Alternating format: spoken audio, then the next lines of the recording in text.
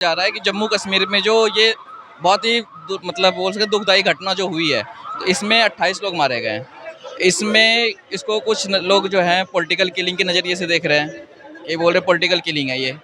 और दूसरी बात ये है कि अगर ये पॉलिटिकल किलिंग है तो इसको एक तरफ रखते हैं। दूसरी बात, अगर वो आतंकवादियों ने मारा है तो उनको मारने में जो भी है हाथ तो वहाँ के लोकल का भी हो सकता है, क्योंकि कोई भी चीज़ बिना इंटरनल चीज़ों के नहीं हो सकता। तो इस पर आपकी क्या राय है? सबसे पहले कि देखो, एक सवाल इसमें और ऐड करना चाहूँगा, जो लोग मरे उनकी गलती क्या थी? वो जम्मू कश्मीर गए थे या वो हिंदू थे? उनकी गलती यही थी कि वो हिंदू थे। जहाँ तक साबित हो रहा है, जो घटना हुआ, जिस प्रकार से निरसन हत्या हिंदुओं की करी गई, उससे साफ साबित होता है कि वो हिंदू थे।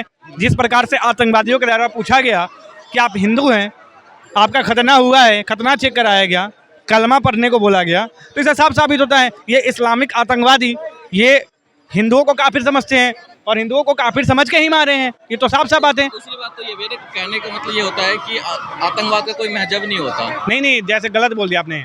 लोग बोलते हैं कि आतंकवाद का धर्म नहीं होता, ऐसा नहीं है। आतंकवाद का धर्म नहीं होता, लेकिन आतंकवाद का मजहब जरूर होता है। और कहीं ना कहीं आप कोई भी घटना उठा लो, उरी अटैक, पुलवामा अटैक से लेके कारगिल अटैक से लेके रियासी में जो हमला हुआ, रियासी का हमला उठा लो, पठानकोट का हमला उठा लो, चाहे आप और देश में 26 से 11 उठा लो, इस हमले को करने वाला वही इस्लामिक आतंकवादी है, जिसका सोच वही है कि हिंदू काफिर है। तो दूसरी खबर ये भी है कि जो पाकिस्तान है और अपने बदनामी को छुपाने के लिए उन्होंने कश्मीर में अटैक करवाया, क्योंकि बलूचिस्तान में उनके ट्रेन को हाईजैक कर लिया गया था। और उस बदनामी को छुपाने के लिए, क्योंकि बलूचिस्तान पाकिस्तान का हिस्सा है, उस बदनामी को छुपाने के लिए उन्होंने कश्मीर में अटैक करवाया ताकि वो न्यूज़ दब जाए। अब बाकी तो इंडिया की तो आदत है, इंडिया की तो ये आदत है, 2 बार बोलेंगे, 4 बार बोलेंगे, फिर शांत पड़ जाएंगे, वो कुछ तो करते नहीं। पहली बात, मुझे तो एक चीज भारत सरकार से एक ही गुजारिश है कि भारत सरकार देश में बैठे गद्दारों को चुने सबसे पहले। हमें पता है डायरेक्ट इज इट पॉसिबल? बिल्कुल पॉसिबल होना चाहिए, पॉसिबल करवाना पड़ेगा। कैसे पॉसिबल? सरकार से मांग करेंगे, सरकार से पूछेंगे, सरकार पे सवाल पैदा होगा। 2 दिन पहले की बात है ये, आप दिल्ली में ले लो और दूसरी महाराष्ट्र की बात हो, लोगों ने विरोध में पाकिस्तान के झंडे रोड पे चिपकाए थे। यहीं इंडिया के लोग जो अपने आप को इंडियन सिटीजन कहते हैं, वो झंडे को उठा के उखाड़ के लेके जा रहे हैं। वो बोल रहे हैं कि हमें अच्छा नहीं लगता ये पाकिस्तानी झंडा रोड पे पड़ा हुआ है। और जितने भी उखाड़ने वाले थे ना पोस्टर, सारे इस्लामिक आतंकवादी थे, सारे। वो आप कह रहे हो आतंकवादी, वो तो आपको इंडियन कह रहा है। कैसे इंडियन है भाई? कैसे इंडियन हो सकता है? जिसको दूसरे आपका जो क्या बोलते हैं दुश्मन देश पाकिस्तान है, जिसको मतलब वो लोग जिसके झंडे को वो लोग उखाड़ रहे हैं, वो जो अपने देश के जो गद्दार मुसलमान हैं, ठीक है, वो बोलेंगे कि हम इस देश के हैं? बिल्कुल नहीं। पहले तो मोदी जी को, जिस पाकिस्तानियों को भेजे ना, देखो हमें एक चीज़ पता है कि पाकिस्तान में जो लोग हैं हमारे दुश्मन हैं, हमको डायरेक्टली ये चीज़ पता है, प्रत्यक्ष रूप से पता है। लेकिन एक बात बता देता हूँ, अप्रत्यक्ष रूप से हमारे देश में रह रहे इस्लामिक आतंकवादी भी हमारे दुश्मन हैं। और मोदी सरकार को चुन के मारना चाहिए ऐसे लोगों को, और ऐसे लोगों को रखना ही नहीं चाहिए देश में। इस्लाम जो है हमारे देश में, उसकी आबादी क्या है आपके हिसाब से?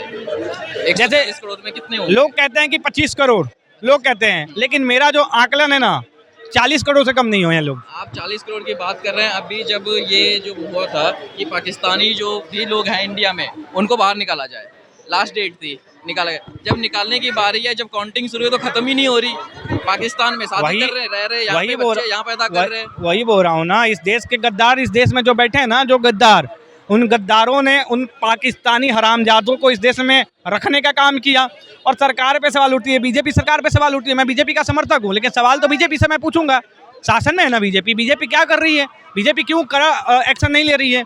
बीजेपी क्यों मौन है आखिर? बीजेपी को ऐसे आतंकवादियों को, ऐसे इस्लामिक आतंकवादियों को उठा के फेंक देना चाहिए था पाकिस्तान। या तो जो यहाँ से जो ब्रह्मोस मिसाइल रखा है ना, वो फोटो खिंचाने के लिए नहीं है, दिवाली में फोड़ने के लिए ब्रह्मोस मिसाइल नहीं रखा है। उस मिसाइल में यहाँ के गद्दारों को बानी है और पाकिस्तान में गिरा दीजिए उस मिसाइल को। ये कहने के लिए अच्छा लगता है, सुनने के लिए अच्छा लगता है, लेकिन ये पॉसिबल तो सरकार बोल देना, फिर सरकार बोल दे कि हमसे नहीं हो पाएगा, बोल दे। एक बात आपको बता रहे हैं, आपने यूपी का नाम सुना है? बिल्कुल सुना। बिहार का नाम सुना है? झारखंड का नाम सुना है? ठीक है ना, वहाँ के युवाओं पर सिर्फ छोड़ दिया जाए ना कि पाकिस्तान को तबाह करना है, ठीक है, 2 घंटे में नोच देंगे पूरे पाकिस्तान को, समझ गए? और मैं भी बिहार का रहने वाला हूँ, मौका मिले कम से कम 10 को तो जरूर मारूंगा। मैं भी बिहार से हूँ, लेकिन मौका मिलेगा तो मैं भी मारूंगा।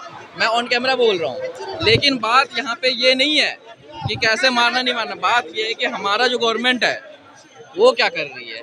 सोई है ना, सीधा सोई है भाई, गवर्नमेंट सोई है, सीधा सीधा गवर्नमेंट सोई है। फिर उसके बाद सो रही है। और दूसरा सवाल फिर यहाँ पे ये पैदा होता है कि ये जो बीजेपी है अपने आप को हिंदू की सरकार बोलती है, हिंदुओं की सरकार बोलती है। कांग्रेस जो है वो शुरू से मुस्लिम को सपोर्ट कर रही है। तो कांग्रेस का एक नेता है शशि थरूर, उन्होंने अभी बीजेपी मतलब जो केंद्र सरकार है उनको सपोर्ट किया। कोई भी देश, किसी भी देश के पास 100% इंटेलिजेंस नहीं होता, ये इंटेलिजेंस का फेलियर नहीं है, किसी के पास इंटेलिजेंस उन्होंने सपोर्ट करा। मैं देखो इंटेलिजेंस फेलियर का जो मामला है उसको 2 मिनट के लिए साइड कर लेता हूँ।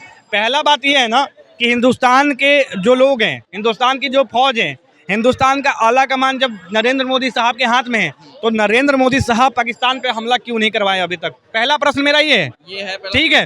और मैं एक चीज़ बता रहा हूँ, जो राफेल आता है, बरमोस आता है, तरह तरह के हमारे देश में हैं, वो सिर्फ फोटो खिंचाने के लिए है क्या? उसका उपयोग कीजिए। एक आप बरमोस मिसाइल फेंकिए पाकिस्तान पे, आपके पास तो मौका और दस्तूर दोनों हैं। पीओके है उसको अपने जद में लीजिए, अपना छीनिए अपना जो है कर रहा है। क्या मैं ओपन उसके लिए तैयार हूँ, मैं आप चेक करवा लीजिए, हमारा हाथ इसमें नहीं है, किसी और तीसरे पार्टी को इसमें ऐड कर लीजिए, वो चेक करेंगे। क्या मतलब क्या भाई साहब, पाकिस्तान एक दोगला देश है, उसकी बातों को भरोसा ना करें। और पाकिस्तान कहीं ना कहीं आतंकवादियों का पनाहगार शुरुआत से ही रहा है। जब से बंटवारा हुआ है तब से आतंकियों का पनाहगार रहा है पाकिस्तान। तो उस तो खुल के बताया है, अभी ये हमला होने से कुछ दिन पहले की बात है, उन्होंने ऑन टीवी बोला था कि पश्चिमी देश जो है उनसे मिलके और उनकी सपोर्ट में हमने आतंकवाद को 30 साल तक चलाया है। तो वही तो सरकार, जब बीजेपी सरकार सुन रही है ना, कान खोल के सुन रही है ना इसको कि ऐसा उन्होंने बोला है, तो क्यों चुप है बीजेपी सरकार? चलो मैं मानता हूँ कि नीतियाँ रणनीतियाँ युद्ध करने से पहले बनाई जाती है, ठीक है, लेकिन बनाई जाती है तो एक आश्वासन तो हमें मिल ही नहीं रहा है। हम तो हिंदू दिन पर दिन मारे जा रहे हैं। आप बताइए ना, वो जो विनय नरवाल साहब थे, उनकी क्या गलती थी? उनकी क्या गलती थी? शुभम द्विवेदी जी थे, उनकी क्या गलती थी? बताइए आप हमको। कोई गलती नहीं थी ना वहाँ पे। वो जो छोटा बच्चा जो रो रहा था, उसकी क्या गलती थी? उसके बाप को छीन लिया गया, ठीक है। एक में पैदा हुआ ये गलती है। मैं वही बोल रहा हूँ ना, मैं वही पूछना चाहता हूँ प्रधानमंत्री से, वही पूछना चाहता हूँ हिंदुस्तान के आवाम से कि हिंदुस्तान में हिंदू होना गुनाह है क्या?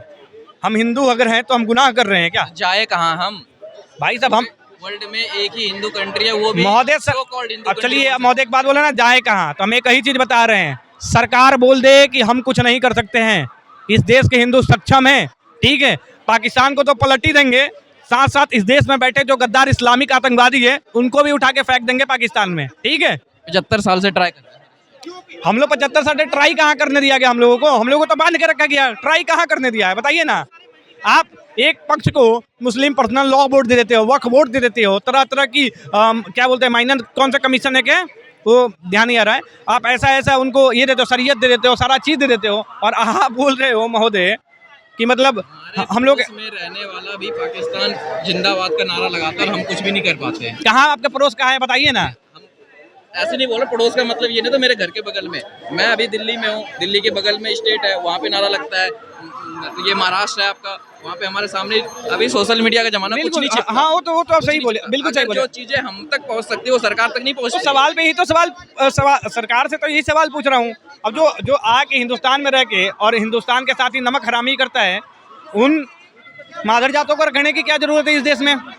उन मादर जातों को सबसे पहले रॉकेट लॉन्चर पे बैठाइए और बैठा के रॉकेट लॉन्चर को लॉन्च कर दीजिए, सारा कहानी खत्म। अभी जब ये पाकिस्तान को यहाँ से पाकिस्तानियों को देश छोड़ने के बाद हुए, सिर्फ अकेले गुजरात में 400 प्लस, वो तो सिर्फ आंकड़ा बताया गया 400, लेकिन पता नहीं होंगे तो ज्यादा ही, सही बोल रहे हैं आप, हो सकता है, बिल्कुल हो सकता है। बांग्लादेशी है, पाकिस्तानी है, सिर्फ गुजरात में मिला है, तो बाकी सोचिए कि अपने देश में कितने स्टेट हैं और वहाँ पे कितने होंगे। बिल्कुल होंगे भाई साहब। आप एक आंकड़ा दिया गया सरकार के द्वारा कि इतने पाकिस्तानी हैं, हम देख रहे हैं कि समय सीमा का समाप्त हो गया और दिन पर दिन पाकिस्तानी मिल रहे हैं हिंदुस्तान में। वो जो पाकिस्तानी यहाँ पे आए उनको सपोर्ट आप भी नहीं कर रहे, ना मैं कर रहा हूँ। मैं सबसे पहली बात बता देता हूँ, इस्लामिक आतंकवादी चाहे पाकिस्तान के हो चाहे कहीं का भी हो, मैं वैसे इस्लामिक आतंकवादियों का कभी सपोर्ट करता ही नहीं हूँ। और वैसे मादर जातों को मारने के लिए मुझे मौका मिल जाए तो मैं वैसे मादर जातों को मार दूंगा। और बताइए, पहले तो सिर्फ बोलते थे ना कि ये आतंकवाद है, लेकिन अब इस्लामिक आतंकवाद कहना कोई गलत नहीं है। बिल्कुल गलत नहीं है, मैं तो खुलेआम बोल रहा हूँ आपके चैनल पे। हम पे जितना धारा लगाना है धारा लगवाइए, कोई दिक्कत नहीं है, हम तो बोलेंगे, खुलेआम बोलेंगे, क्योंकि जब हिंदुओं को धर्म पूछ के मारा जा रहा है तो इससे साफ साबित हो रहा है ना कि इस्लामिक आतंकवादी हैं।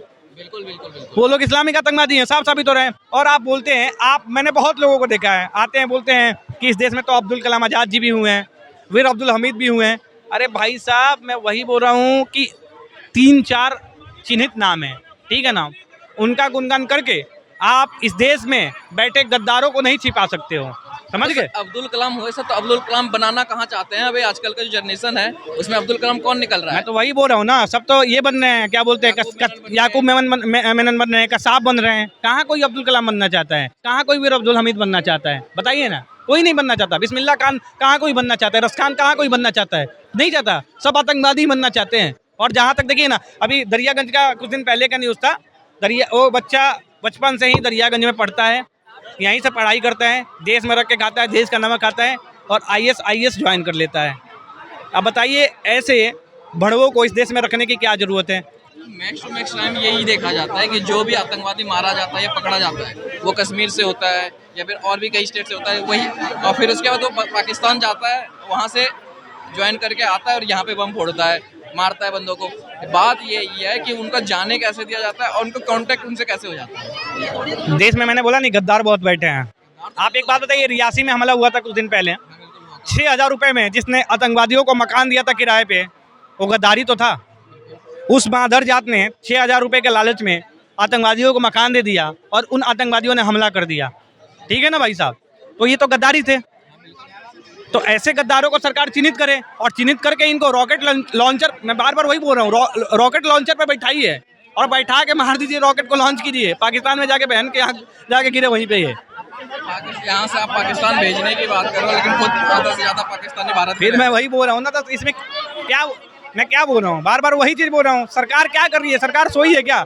बीजेपी सरकार को हम क्यों लेके आए थे? क्योंकि बीजेपी सरकार सीना ठोक के बोल रही थी कि हम इस देश से आतंकवाद को मिटा देंगे, इसलिए बीजेपी को हम लोग चुन के लाए थे, कोई और रीजन तो था नहीं, ठीक है। और बीजेपी सरकार कहीं ना कहीं बीजेपी भी नाकाम रही, फेल हो रही है। अगर बीजेपी सरकार आतंकवाद को नहीं रोक पा रही है, आतंकवादियों का खात्मा नहीं कर पा रही है, तो फेल हो रही है बीजेपी। कांग्रेस से तो हमें उम्मीद ही नहीं था। जिस दिन हमला हुआ प्रधानमंत्री बाहर थे, देश से बाहर हाँ। तो आए और उन्होंने कड़े शब्दों में बोला कि उनको उनके उम्मीद से भी ज्यादा बुरा सजा मिलेगा। भाई साहब, कौन सी सजा? मैं एक ही चीज बोला हूँ कि शब्दों का बाण मत चलाइए, शब्दों का बाण मत चलाइए, ठीक है ना। मैं वही बोल रहा हूँ ना कि शब्दों का बाण मत चलाइए। जो आपके पास बरमोस मिसाइल, तरह तरह के हथियार जो आपने खरीदा है ना, उसका उपयोग कीजिए और पाकिस्तान को नक्शे से हटाने का काम कीजिए और इस देश में बैठे गद्दार मुसलमानों को चिन्हित कीजिए और उनको भी मारने का काम कीजिए। गद्दार मुसलमान को तो नहीं कह सकते, गद्दार हिंदू में भी है, क्योंकि मुसलमान को सपोर्ट करने वाला हिंदू है। ऐसा हम बहुत सारे नाम हैं आपके सामने आ जाएंगे जो कि हिंदू है और वो नामी ग्रामी नाम है, बहुत सा उसका नाम है और वो भी सपोर्ट करते हैं। जिसको आप कहना चाहते हैं, मैं एकदम खुलेआम तौर पे बोल लेता हूँ, जिनको पाकिस्तान के लिए हमदर्दी है, मणिशंकर अय्यर की बात कर रहे होंगे आप, उसी मणिशंकर अय्यर की बात कर रहे हैं ना। मणिशंकर अय्यर के बाद से और भी कांग्रेस के कुछ नेता हैं। उसके बाद से अभी एक और घटना बताता हूँ। असम के एक विधायक हैं, AIDUF पार्टी का नाम है, उसके विधायक है, मुसलमान है, उनको पाकिस्तान से इतनी हमदर्दी है कि वो पाकिस्तान का गाना गा रहे हैं। तो वैसे लोगों को चिन्हित करके मारना कोई पाप नहीं है और सरकार सक्षम है, अपनी सक्षमता का फायदा उठाए सरकार और ऐसे आतंकवादियों को चिन्हित करके गोली मारे। अगर सरकार से ये चीज़ नहीं होती है तो हम यूपी, बिहार और झारखंड में इतने युवा है कि पूरा पाकिस्तान को नोच खाएंगे, समझ गए। वेट कर लेते हैं, अभी वेट कर लेते हैं, अभी देखते हैं अभी कितनी देर तक सरकार बोलते हैं और कितने तक कब एक्शन होता है। अब वेट कर सकते हैं और क्या कर सकते हैं हम तो वेट ही कर रहे हैं ना भाई साहब। 22 तारीख को हमला हुआ, 22 तारीख से अभी तक वेट कर रहे हैं और हम देख रहे हैं कब तक वेट कर जाएं। और एक दिन सब्र का बांध टूटता है और जिस दिन सब्र का बांध टूटेगा उस दिन हम भी टूट जाएंगे दुश्मनों पे।